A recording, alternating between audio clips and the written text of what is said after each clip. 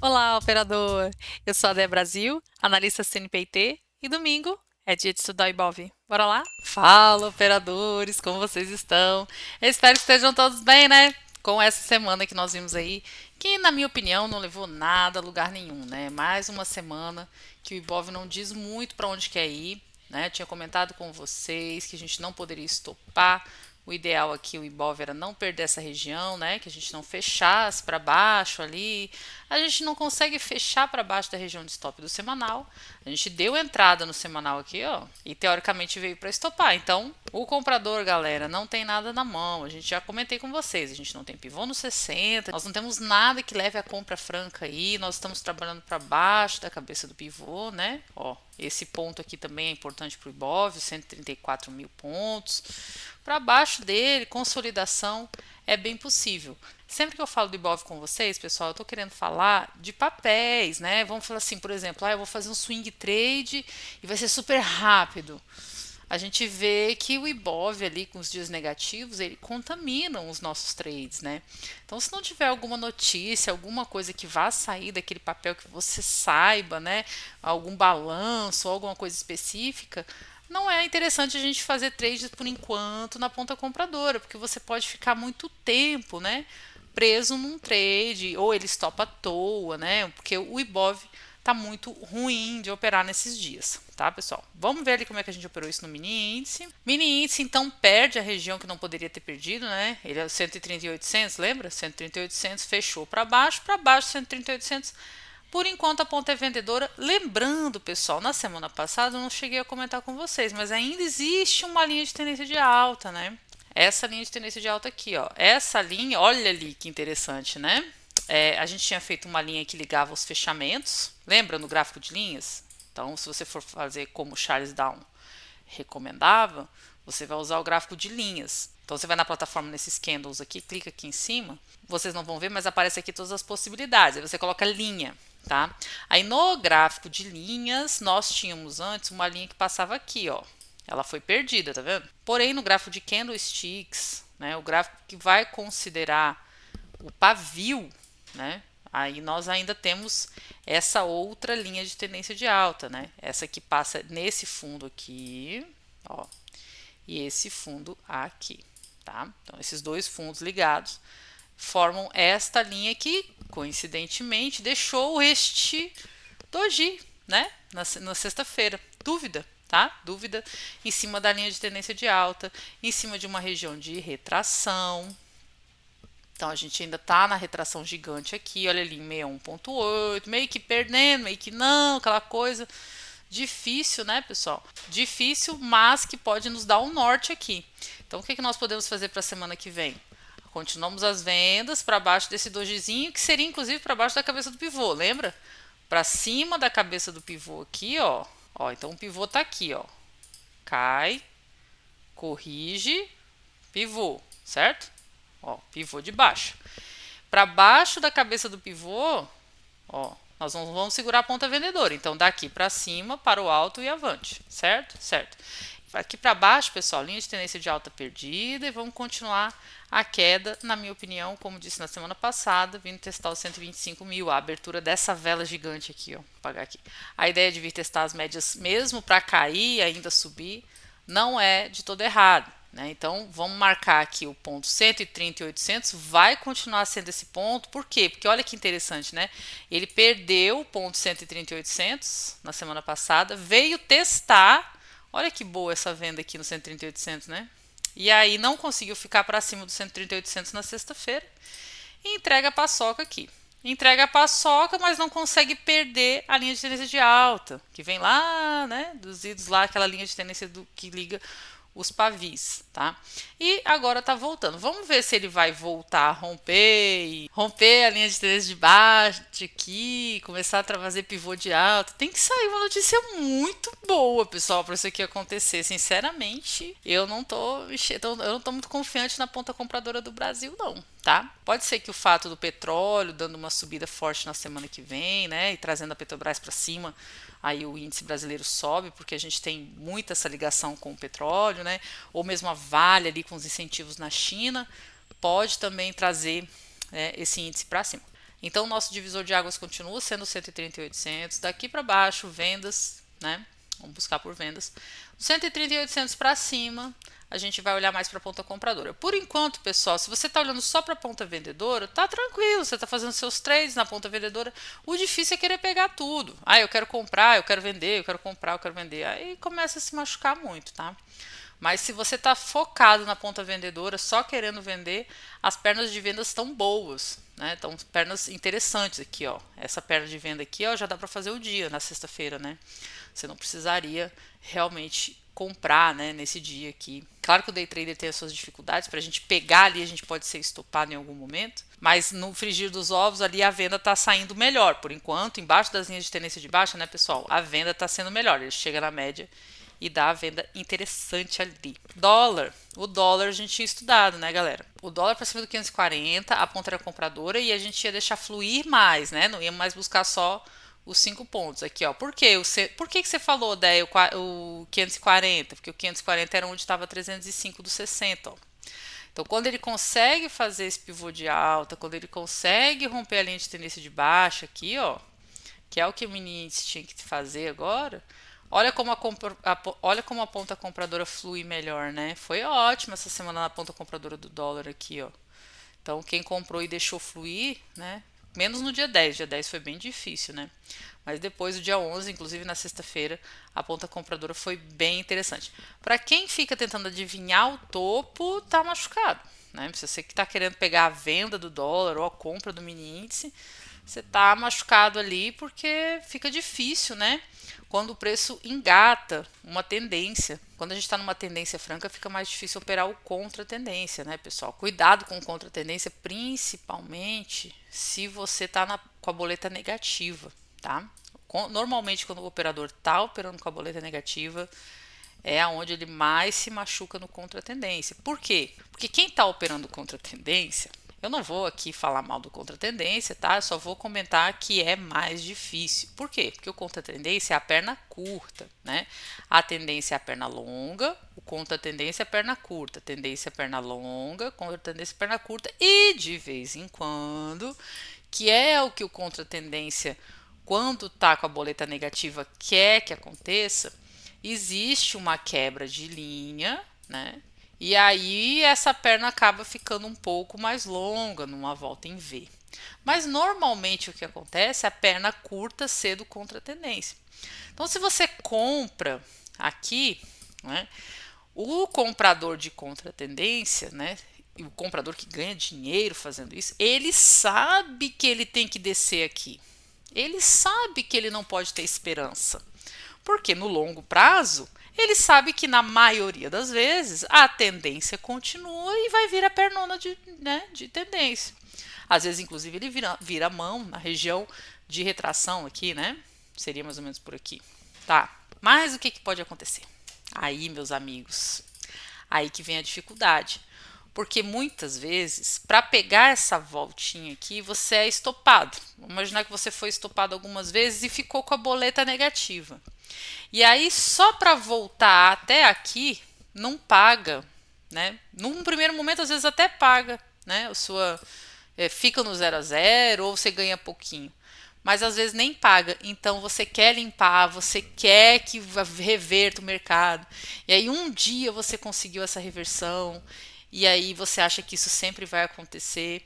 E aí você às vezes está vendo 0 a 0 aqui, não pega o perdão no mercado. E aí vem, ó, e aí você volta a ficar no negativo tudo de novo. Estopa no negativo, né? Aqui, ó, aí acaba estopando no negativo ou no ponto de entrada, né? E aí então você viu brilhar ali uma boleta, perdão no mercado, não pegou, volta todo de novo para essa história.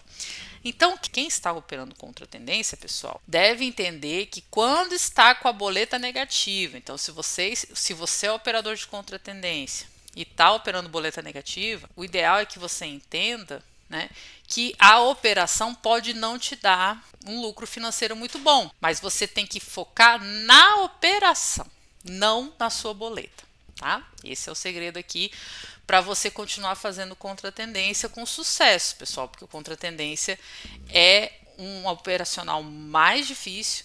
você tem que ter mais experiência de mercado, exatamente porque para ganhar dinheiro fazendo isso aí, você tem que saber muito bem aonde entrar e onde sair no mercado. Tá? Então é um pouquinho mais difícil do que a tendência, porque a tendência ela admite erro, né? A tendência, se você pegar ela no meio do caminho aqui, ó, como a perna é maior, você pode, né? Ah, peguei no meio do caminho, peguei ali na cabeça do pivô, porque o correto é você pegar na retração, né? O correto é você ter vendido aqui, né? Região de retração. Mas você não vendeu o ponto de retração, você vendeu, sei lá, a cabeça do pivô aqui, ó. Não é uma venda que eu goste muito também, mas é uma venda, né? Você vendeu aqui, você ainda tem espaço, porque a perna da tendência é longa, né? Então ela admite você, entre aspas, correr atrás do preço um pouquinho. O contra-tendência não. Contra-tendência tem que ser preciso para ganhar dinheiro, isso que é mais difícil, tá? Então o dólar agora, né, pessoal, a gente está vendo aqui o semanal, eu tinha comentado com vocês que na minha visão ele está tentando agora voltar, né? O semanal estava no bico do corvo, tentando voltar na região de topo, né? Então, ali ó, já pensou? R$ 6 de novo, meu Deus, né? Vamos torcer para essa linha de tendência funcionar. Se a gente for considerar os fechamentos e traçar a linha dessa forma aqui, ó, ele está praticamente fazendo uma triangulação. Vamos ver, porque também tem essa condição de tendência de baixa aqui que ele não conseguiu fechar para cima, tá? Então, só que o dólar continua numa tendência de alta ainda, pessoal. Tendência de alta forte, né? É difícil a gente ficar pegando as vendas aqui, assim, e deixar correr a venda, né? Por enquanto a ponta ainda é compradora, tá? Então, vou olhar mais para a venda do dólar aqui, ó. O dólar, pessoal, tem que perder essa linha de tendência de alta aqui dos 60 minutos, tá? Para eu querer vender. Ele tem que perder a 305 do 5. Então, a hora que, se o preço fizer isso aqui, pivô de baixo aqui, ó, aí eu vendo mais. Por enquanto, mais complicado para o vendedor, tá? Para o comprador tá mais interessante para deixar soltar aí. Principalmente, pessoal, para cima do 570, tira a mão da ponta vendedora, cara. Não fica tentando adivinhar o topo do dólar, porque esse negócio aqui pode subir bastante ainda, tá, pessoal? Cuidado com essa adivinhação de topo, beleza? Bom, operadores, hoje eu vou falar um pouquinho com vocês sobre segurar operações, né? Sobre comprar para carregar, né? Como que a gente faz para comprar, para carregar para o longo prazo? Essa é uma pergunta frequente, né, dos operadores. Eu recebi na minha caixa de perguntas essa semana, lá no Insta, eu recebi uma pergunta de uma operadora que dizia mais ou menos o seguinte: olha, Deia, eu quero comprar, mas eu não sei aonde comprar. Toda vez que eu compro, o preço derrete muito, e toda vez que eu não compro, o preço sobe demais.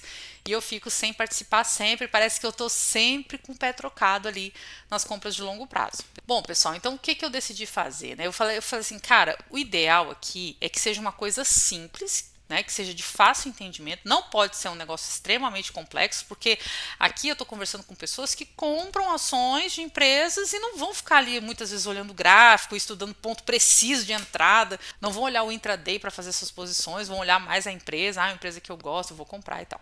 Mas existem dois pontos, pessoal, dois pontos que você tem que olhar e que você não pode fazer para comprar ações, né, que são dois pontos críticos. Quando você faz, muito provavelmente vai acontecer de você ver voltar bastante a operação, né? E muitas vezes você nunca vai ver o seu dinheiro recuperar. Bom, primeiro ponto. Vamos lá. Número 1. Comprar uma tendência de baixa. Não pode, pessoal. Vocês não podem comprar a tendência de baixa. Isso é uma coisa que o professor Stormer fala, que todo mundo fala. Comprar uma tendência de baixa, acreditando que um belo dia a empresa vai voltar, né? É uma posição muito perigosa no mercado financeiro, né? Muito perigosa. Por quê? Porque o gráfico desconta informações que nós não temos. Nós não sabemos informações ali sobre o patrimônio da empresa, sobre, às vezes, muitas vezes, né, nem os fundamentalistas têm acesso a todas as informações. Então o gráfico desconta isso. O gráfico me mostra o que o mercado sente em relação àquela empresa. Então, se ela está numa tendência de baixa, vamos pegar um exemplo. Magalu. Coitada da Magalu, né? O exemplo que a gente dá sempre que a gente quer falar mal de alguma coisa, a gente vem aqui. Magazine Luiza, pessoal. Magazine Luiza. Enquanto estava... e outra coisa. Escolha uma média para você abraçar. Escolha a sua média. Qual é a média que você vai usar para definir onde está a tendência de alta e a tendência de baixa? O preço tem que estar trabalhando para cima dessa média para ser uma tendência de alta. E para baixo dela é uma tendência de baixa. Pivô embaixo de uma média, pivô em cima da média. Para cima da média, tendência de alta. Para baixo da média, tendência de baixa. Escolha a sua média. Eu utilizo as médias do Bo Williams. Então, para mim, tendência de baixa, tudo que está embaixo da 305 aritmética está em tendência de baixa. Muitos operadores vão usar a média gringa, que é a média de 200. Ó, vou colocar ela aqui, ó, essa média de 200. Então, para cima da média de 200, continua tendência de alta, para baixo da média de 200, tendência de baixa. Embaixo da média, pessoal, pivô de baixa embaixo da média é venda. É venda.